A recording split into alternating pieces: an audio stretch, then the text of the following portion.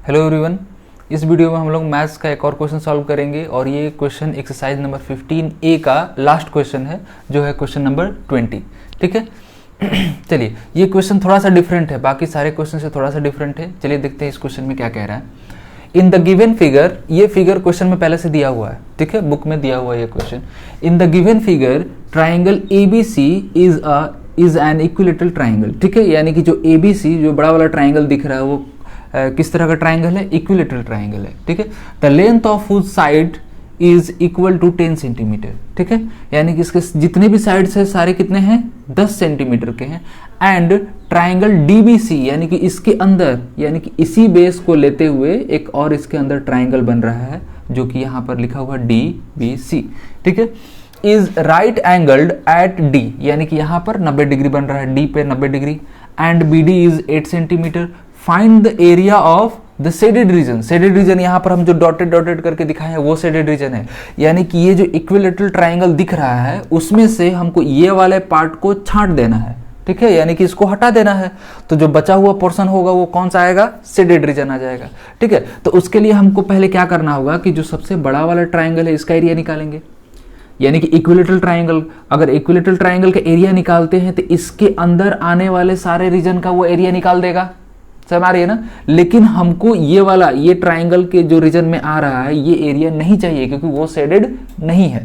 ठीक है, तो पहले हमको क्या करना होगा? इक्विलेटरल ट्राइंगल का एरिया निकालेंगे उसके बाद ये राइट एंगल ट्राइंगल का एरिया निकालेंगे। ठीक है, और इक्विलेटरल में से राइट एंगल ट्राइंगल के एरिया को माइनस कर लेंगे। ठीक है, तो यहां पहले हम निकालते हैं जो चीज गिवन है, एरिया ऑफ ट्राइंगल ABC। ठीक है, और ये किस तरह का ट्राइंगल है? इक्विलेटरल है, तो इक्विलेटरल के लिए फॉर्मूला क्या होता है? √3/4A²। ठीक है, तो √3 कर दिया यहाँ 4A²। A का वैल्यू कितना है? 10 है। ठीक है, तो हम यहाँ रखेंगे 10 × 10, तो ये 2 टाइम्स में यहाँ 5 कट गया और यहाँ 2 टाइम्स में यहाँ पर हो गया 5, तो ये हो गया √3 × 25।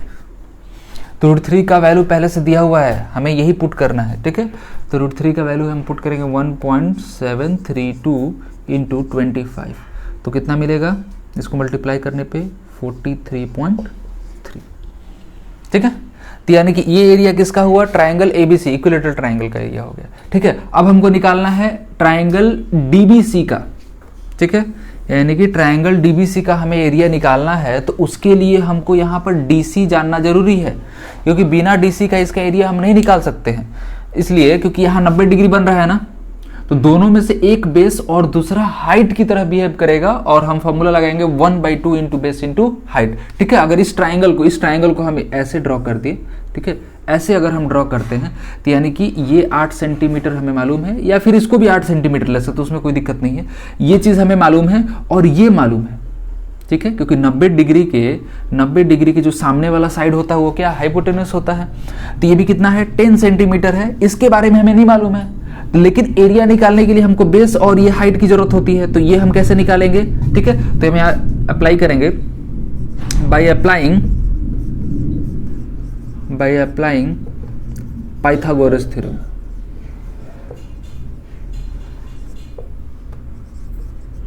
गोरस थ्योरम ऑन ट्राइंगल DBC। ठीक है, तो ये जो DC होगा, DC² इज इक्वल टू कितना हो जाएगा? BC² minus BD²। ठीक है, तो BC कितना है? 10 है, तो 10 का स्क्वायर माइनस वो कितना है? 8 स्क्वायर, तो हो जाएगा 100 माइनस 64, यानी कि हमें मिलेगा, यहाँ माइनस करेंगे तो ये हो जाएगा 36। ठीक है, तो DC चाहिए हमें, और ये जो 36 वैल्यू है वो किसका है? DC² का है, तो DC इज इक्वल टू √36, और सबको मालूम है 36 का स्क्वायर रूट क्या होता है? 6, यानी कि ये वैल्यू हमें मिल गया। ये कितने का हो गया? 6 सेंटीमीटर का। ठीक है, तो अब हम क्या करेंगे? जब हमको यहाँ मिल गया 6 सेंटीमीटर, यानी कि ये चीज मिल गया हमें, ये वैल्यू। ठीक है, इसी ट्राइंगल को हम यहाँ बना रहे हैं, तो इसका एरिया अब निकालना आसान हो गया, 1/2 × बेस × हाइट। ठीक है, चलिए यहाँ मिटा रहे हैं हम ये वाले एरिया को हम छोड़ देंगे यहाँ पे। ये एरिया किसका है? Area of triangle ABC।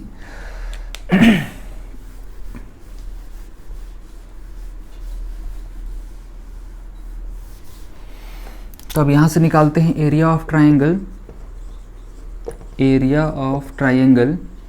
DBC। कितना हो जाएगा? 1/2 इंटू बेस इंटू हाइट। ठीक है, तो 1/2 बेस कितना है? 8 इंटू 6, यहाँ से कट गया 4 और ये हो जाएगा 24 सेंटीमीटर स्क्वायर। समझिए बात को, जो अनशेडेड रीजन है उसका, यानी कि ये जो ट्रायंगल मिल रहा है इसका एरिया हमें इतना मिल गया, और पूरे ट्रायंगल का एरिया कितना है? 43.3 सेंटीमीटर स्क्वायर। ठीक है, ये सेंटीमीटर स्क्वायर में होगा।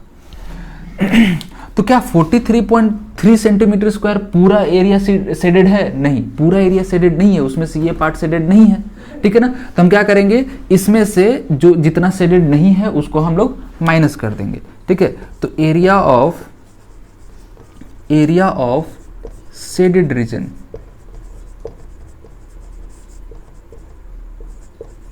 इज इक्वल टू, हम यहां लिख सकते हैं area of triangle ABC minus area of triangle DBC। ठीक है, तो हम एरिया ऑफ ट्राइंगल ABC यहीं पर है, कितना है? 43.3 माइनस ट्राइंगल DBC का कितना आया है? 24। ठीक है, इन दोनों को माइनस करेंगे, हमें कितना मिलेगा? माइनस करने पे यह आएगा 19.3 सेंटीमीटर स्क्वायर। 19.3 centimetre square. ठीक है, तो ये हो गया एरिया ऑफ शेडेड रीजन, यानी कि ये जो शेडेड रीजन है उसका एरिया। एक्चुअल में जो ऐसा फिगर होता है, ट्राइंगल के एरिया के लिए फॉर्मूला होता है, रेक्टेंगल के फॉर्मूला होता है। ठीक है, कोई एक पर्टिकुलर शेप है तो उसका फॉर्मूला होता है एरिया निकालने के लिए। लेकिन ऐसे शेप, यानी कि इस पार्ट को अगर ऐसे हम काट दे तो क्या इस शेप का कोई डायरेक्ट फॉर्मूला नहीं होता है। ठीक है, यानी कि हम पहले से जो फॉर्मूला एग्जिस्ट कर रहा है उसको ही यूज करके हम लोग इस शेडेड रीजन का हम लोग एरिया निकालते हैं। ठीक है, तो इस तरह क्वेश्चन जरूर 1-2 बार प्रैक्टिस करें, क्योंकि ये इंपॉर्टेंट क्वेश्चन है। ठीक है, चलिए, तो इस वीडियो में बस इतना ही। अब मिलते हैं हम लोग नेक्स्ट वीडियो में एक नए क्वेश्चन।